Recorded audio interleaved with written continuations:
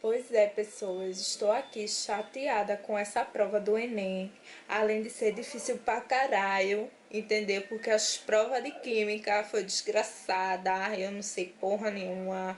Me botaram numa favela do caralho, que eu tô arretada, estou gaguejando e tudo. Vou dar-lhe um pau em Dilma, entendeu, sua bruxa? Me desculpe que a senhora botou lá na favelinha do caralho. O ventilador estralava mais do que o meu. Era um tec, eu tinha que tapar o ouvido. É o que porra é isso? O ventilador quase já tava mandando eu desligar. Por um momento faltou energia. Ô, Glória, isso é um sinal do além. Quando vai voltar de novo, eu... Ai, tomar no cu. O ventilador estralava mais do que a minha memória para ficar lá tentando ler aqueles negócios de química, de não sei o que, de boneco de palitinho. Menino, que desgraça do caralho. Foi triste essa prova, entendeu? Amanhã eu só quero ver como é que vai ser isso de novo, porque eu já tô me arretando, já tô estressada.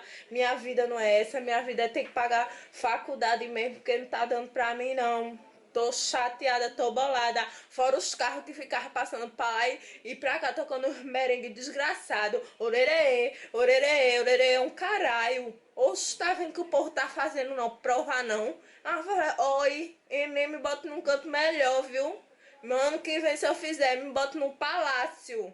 Quem tá dando não, fazendo pei do caralho não, que é podre, favela do caralho.